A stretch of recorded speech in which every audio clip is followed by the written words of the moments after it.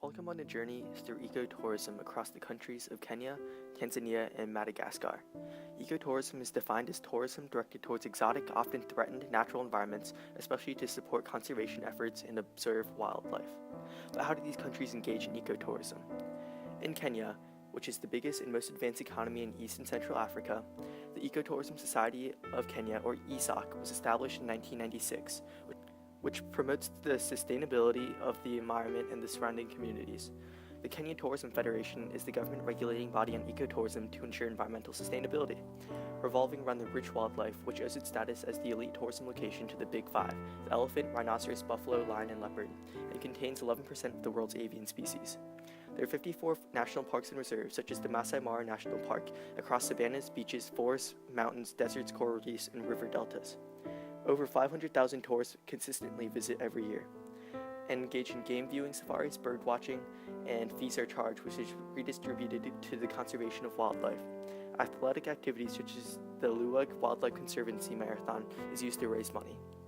The Kenya Association of Tour Operators encourage responsible tourism practices that removes as little natural plant growth and do not impact the animals in any way.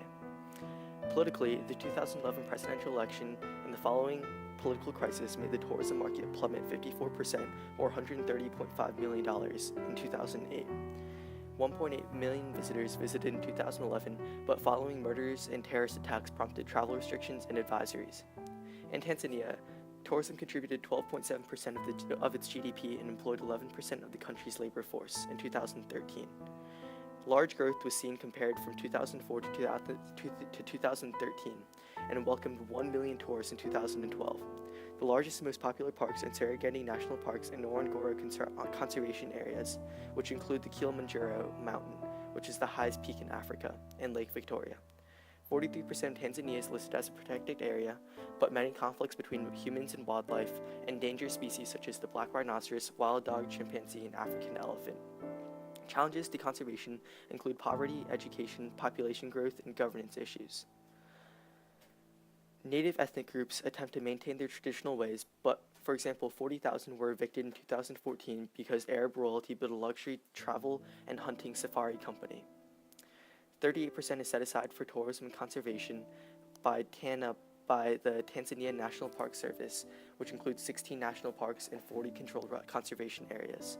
The Ebola scare hurt the tourism industry in 2014. In Madagascar, tourism is underdeveloped overall because although there is high biodiversity and beaches, wildlife and forests are unique. Madagascar has been isolated from the African landmass for 165 million years, and high poverty has precluded the tourism industry from expanding. The aviation tourism and natural flora and fauna have encouraged 300,000 tourists to visit in 2006, which has grown at an average rate of 11%. Tourism, which was the second largest earner, bringing $50 million and contributes 6.3% of the GDP and 200,000 jobs. What role does this play in the economy and politics? What role?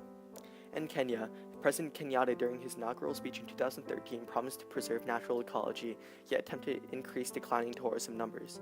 West Point Military Academy on Combating Terrorism stated that political instability and increase in poverty levels directly influence the likelihood and increased terrorism. In Tanzania, although most forms of poaching are illegal, poses a great issue in government. Tons of ivory tusks and other valuable furs are shipped through the black market, which indicates government involvement. Half of Tanzania's elephants were poached in the past 5 years because of government involvement. President Kikwete was handed a list of supposed government officials trading tusks, but its environmental agency was not notified or allowed to act on the investigation. In Madagascar, it ranked 123 out of 168 countries in corruption and led to an overall decrease in tourism as Madagascar locals lynched 2 Western children. Extreme poverty, unsustainable land management, illicit logging, illegal fishing, all prove the Malagasy government's inability to regulate the environment. NGOs and other nonprofits such as USAID support the protection of Madagascar's environment past the current government controls. In society, among Tanzania and Madagascar, the tourism industry, mostly focused on ecotourism, plays a major role in the economy. Smaller ethnic groups in each nation, such as the Maasai in Kenya, largely depend on ecotourism for income. The environment also plays a large part in tribal lives of each ethnic group. For example, before marriage in the Masai Mara, a man must kill a lion. The ecotourism industry not only promotes environmental growth, but also growth in the transportation, hotel, and natural resources sector. These communities are highly dependent on continued tourism, not only for financial support, but also as a way to sustain their lifestyle culturally. A major issue in Kenya is the lack of knowledge or education in impoverished areas with access to rich wildlife and tourism resources. Several ministries within the Kenyan government encourage advisory services to local communities in order to spur the growth of the ecotourism industry. Business planning, marketing, and promotional services, as well as other initiatives, attempt to integrate local areas with the mainstream tourism industry.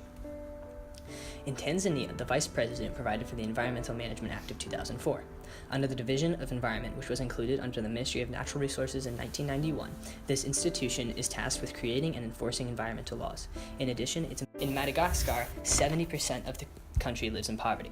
The government has encouraged the use of natural resources for economic gain since the late 2000s. Development strategy proposed by the Malagasy government includes mostly infrastructure improvement. By paving roads, improving airport conditions, and encouraging Western standard hotels, Madagascar hopes to increase the tourism rates in the coming years. The natural landscape of Madagascar is already in place. The infrastructure and marketing for tourism must be improved and is a clear focus for the government. Poaching is a consistent and catastrophic problem for Kenya and East Africa as a whole. International demand for ivory and rhino horns is destroying the population of these animals. Kenya has over 33,000 elephants and 1,000 rhinos concentrated in national parks and other officially protected areas, either public or private. Prior to the foundation of the KWS in 1989, there was a large amount of poaching and an extremely ineffective game department. 1989, along with the establishment of the Kenyan Wildlife Service, or KWS, Kenya publicly destroyed its ivory stockpile and banned the international ivory trade. This ban, started by the Convention on International Trade in Endangered Species of Wild Flora and Fauna, greatly reduced the amount of poaching in Kenya. Currently, there's a re-emergence of poaching due to an increased demand for ivory and rhino horns. Poachers are targeting new areas and using new methods. They've switched to snaring and poisoning instead of the traditional shooting. New trade routes and concealment techniques have made poachers much more difficult to catch. These new harmful techniques could result in the disappearance of local African elephant populations within the next decade. The price of ivory on the black market is currently on the rise.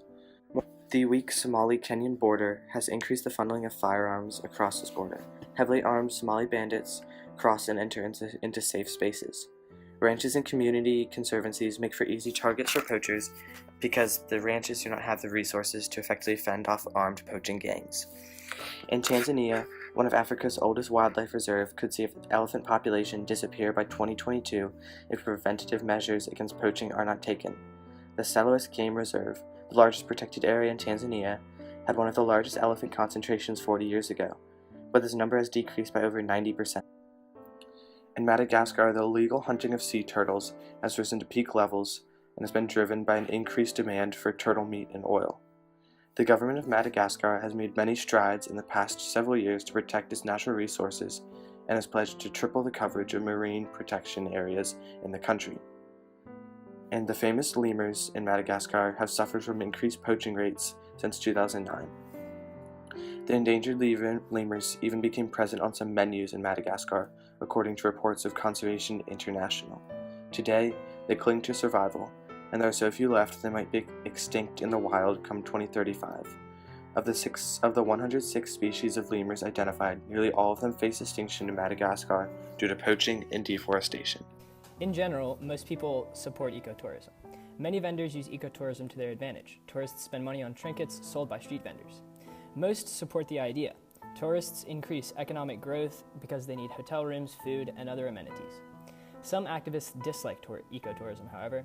They claim that it disrupts habitats and that legal trophy hunting, regardless of economic benefit, is immoral. The impact of the black market can be seen across all of the countries.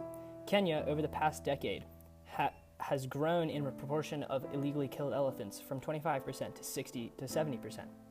It's also one of the leaders in illegal ivory exports.